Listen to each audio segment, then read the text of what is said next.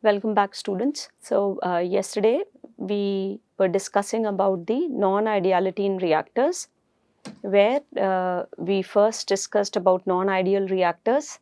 So the two major type of reactors which we generally come across while designing is the plug flow reactor or the mixed reactor. Where the plug flow reactor is similar to the batch kinetics, and mixed flow reactor, the example is the continuous stirred tank reactor. So then we saw how to characterize the non-ideality in the reactor systems.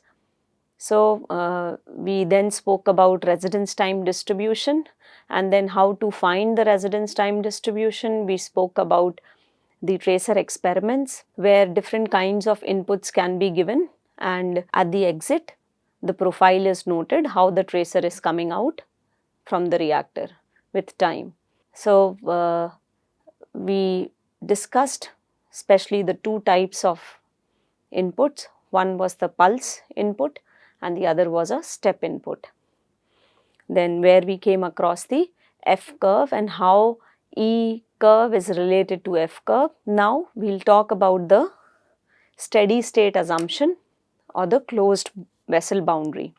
So a closed vessel is defined as one in which the fluid enters and leaves solely by plug flow, thus with a flat velocity profile, which means there is no velocity gradient. Now varying velocities or back diffusion, swirls and eddies, they are not permitted at the entrance or at the exit. Now at steady state, please note that the residence time distribution for any batch of entering fluid must be the same as for the leaving batch, such that no material of different ages get accumulated in the vessel, thus satisfying the steady state assumption. So at t is equals to 0, if a pulse of red fluid is introduced in the stream of a white fluid being sent in the reactor,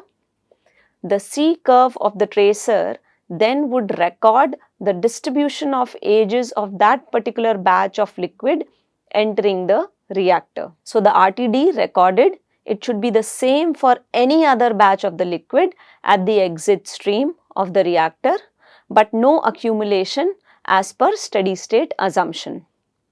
So your C curve can then directly give the exit age distribution. So this is the steady state assumption under which your E becomes equal to C. So if you see on the slide where the first picture shows a plug flow setup, so the second is your mixed flow and the third is your arbitrary flow. Now for a plug flow, here they have shown a step input. So in case of a step input, the exit, if it is a plug flow system, will also be a step change after the residence time spent inside the vessel.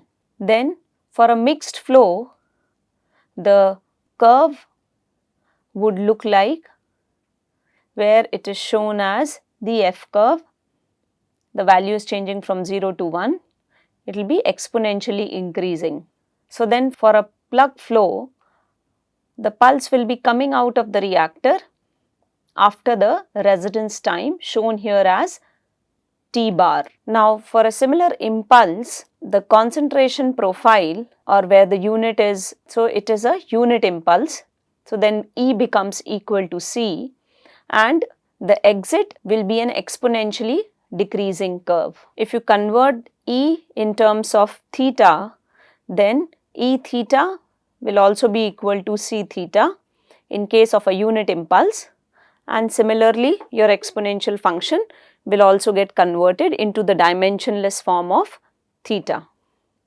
Now if it is an arbitrary flow, then what you observe may not be an exponential increase but can be with many peaks. Similarly, for an impulse, unit impulse input, at the exit for an arbitrary flow, you may observe a lag as shown in the picture here, and with subsequent peaks of decreased amplitude can be observed coming out from the reactor, where the total area can be 1. Now, a quantity is subject to exponential decay if it decreases at a rate proportional to its current value.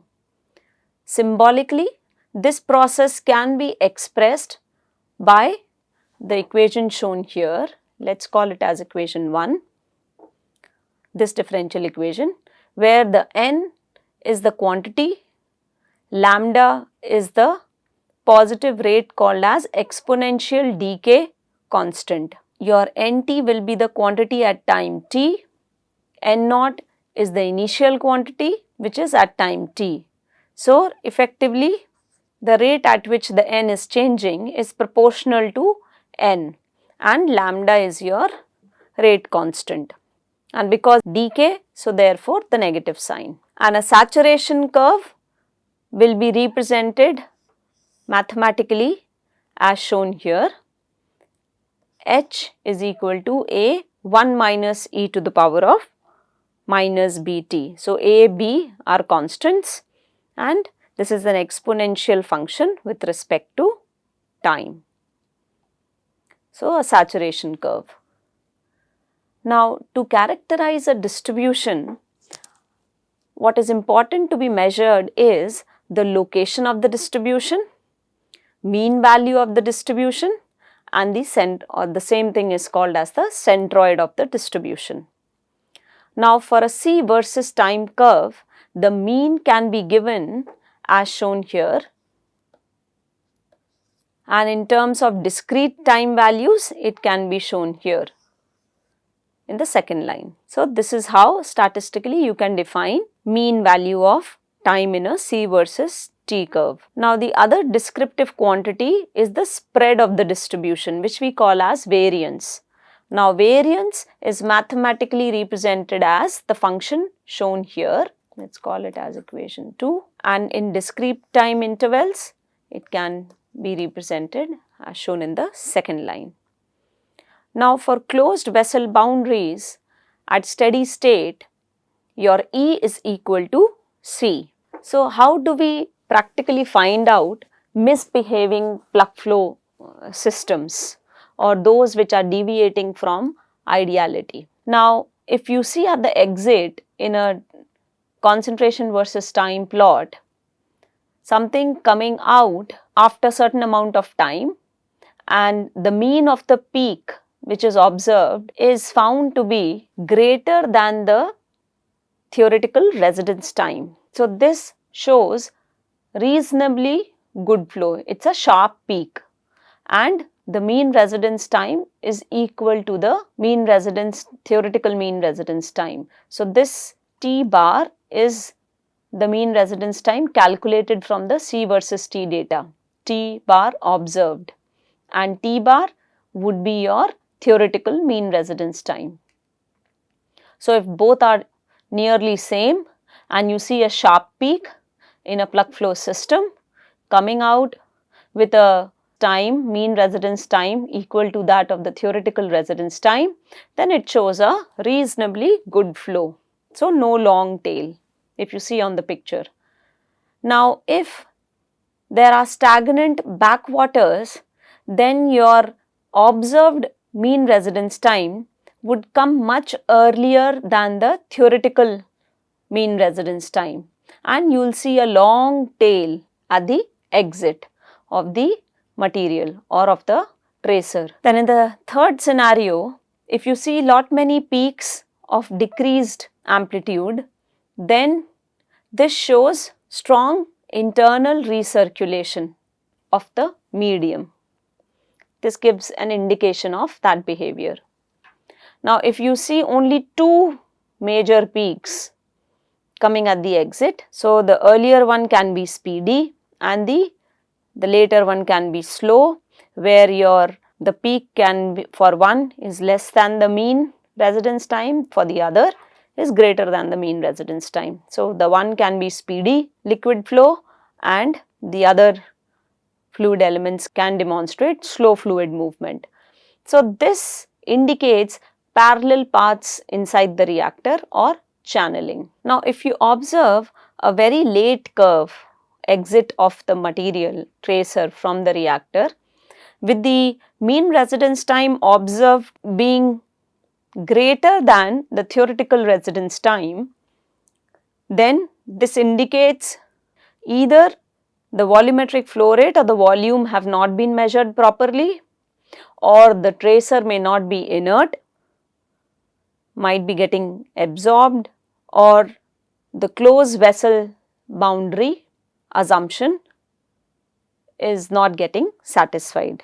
Similarly, for mixed flow models, how to find deviation from ideality.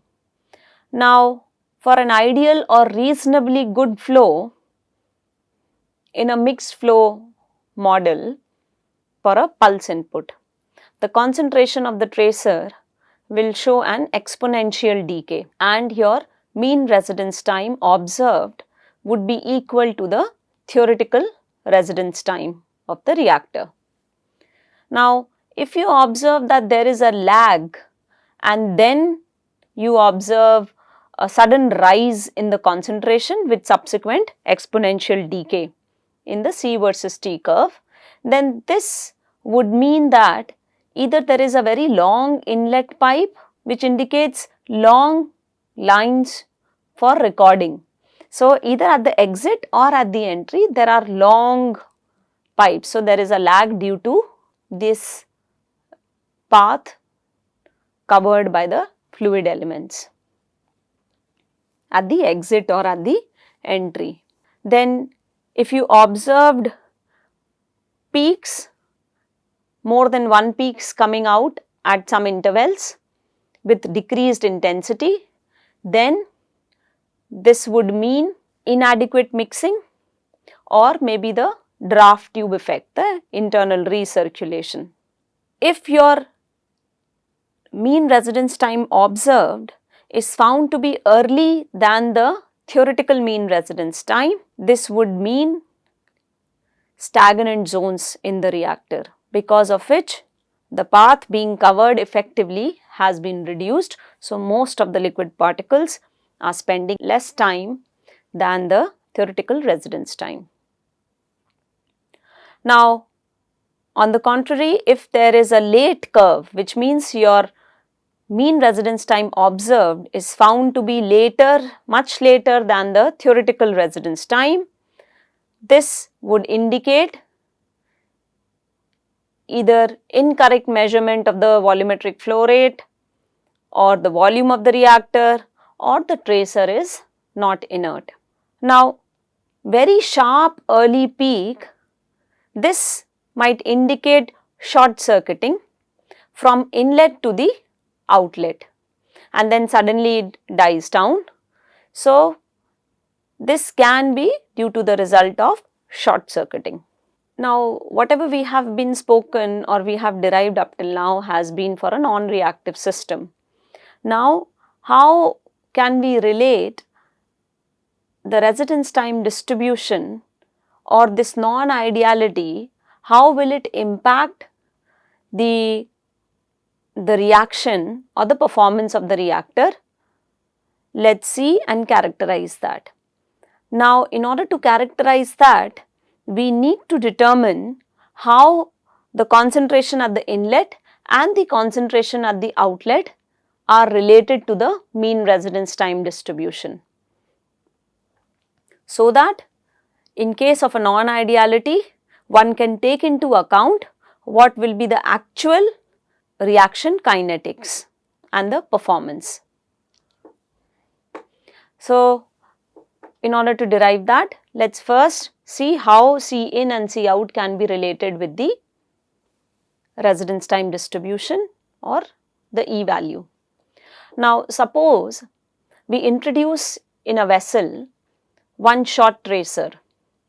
Let the signal be C in, and this tracer is not a pulse tracer, but it is an entire profile of C in versus T. So, this is a curve signal. Now, you can see it on the slide here. So, This portion is your C in. Now, while passing through the vessel, this signal may get modified to get the C out signal. So, let us assume we were able to see this profile at the exit. Now, since the flow with its particular residence time distribution is what is responsible for this modification of the curve of C in and C out, let us try to connect it with the RTD.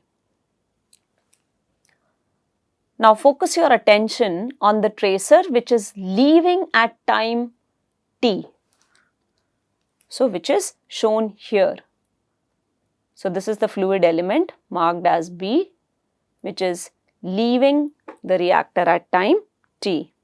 So, the tracer in this rectangle B will be equal to, so let us see this, so grey box. So, the amount of tracer in this rectangle B, how do we determine? So, the tracer which is leaving in this rectangle B fluid element is nothing but all the tracer entering at t prime seconds earlier than t. Now, what was t prime?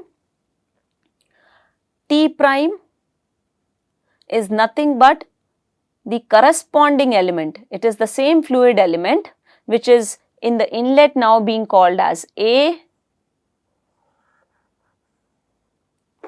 okay, and this grey box was your tracer element which is leaving here in the fluid element B, and this gap is t seconds earlier. So, I will repeat, all the tracer entering t prime seconds earlier than t and staying for t prime in the vessel. So, whatever tracer we measure here at time t is nothing but all the tracer which must have entered the reactor before t prime seconds and which must have stayed in the reactor for t prime seconds. Now, we show that the tracer which enters t prime seconds earlier than t as a narrow rectangle A. This was the same element at the before t prime seconds. Now, in terms of this rectangle, the above correlation can then be written as, let us see, tracer leaving in rectangle B is equal to summation of all the rectangles A which have entered earlier than time t. So, which means similar such all rectangles before time t. Now, in terms all the rectangle A's which enter earlier than time t, the summation of all such rectangles having what? The tracer in all these rectangles multiplied by the fraction of the tracer in each of these rectangles which stays for about t prime seconds in the vessel. So, not all the tracer here is spending only t prime seconds in the reactor. So, among all these rectangles, the fluid elements, we need to find the fraction of those tracers which have spent t prime second inside the reactor. So, this means what?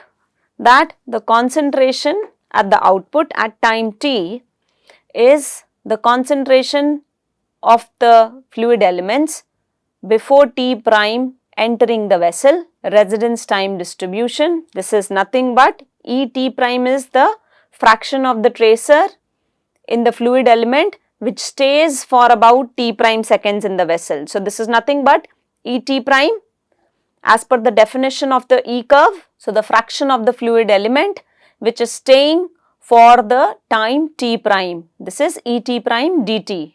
Now, here the integral will be all those elements up till the time t So, the limit for integration would be 0 to t. So, we need to consider all the elements which have been entering and before time t. Now, with the law of convolution, this integral can be rewritten in the form of 0 to t c in t prime e t minus t prime dt prime. So, your C out becomes nothing but the exit age distribution multiplied by C in. Now, let us say it is reacting. So, mean concentration of the reactant in the exit stream will be equal to all the elements of the exit stream and the summation of all such elements, and summation of what? The concentration of the reactant leaving in an element of age between t and t plus dt, and the fraction of the exit stream which is of age between t and t plus dt. So, first we need to find out the fraction of those exit stream which are of the age between t and t plus dt and multiply it with the concentration of the reactant remaining in any element between the age t plus t dt, t and t plus dt. So, now in terms of symbols and the mathematical form, Ca prime by Ca naught. So, this is at the exit fraction of conversion. So, this becomes your conversion which is called as Xa. It is 0 to infinity, all the elements of the exit stream. So, we are having the limits as 0 to infinity. Now, for an element or a batch of fluid of age t, the second part of the summation is nothing but your E dt, and Ca by Ca naught is the concentration of the reactant at present fraction versus the initial concentration. So, this is your theoretical Xa multiplied by theoretical conversion multiplied by E dt with the integral 0 to infinity will give you the actual conversion. Now, for the first order reactions, we know that the product is related to the initial or the final concentration is related to initial concentration by an exponentially decreasing function in case of reactions, where Ca is the reactant. For the second order, it will take this form, and for nth order, let us say it is taking this form.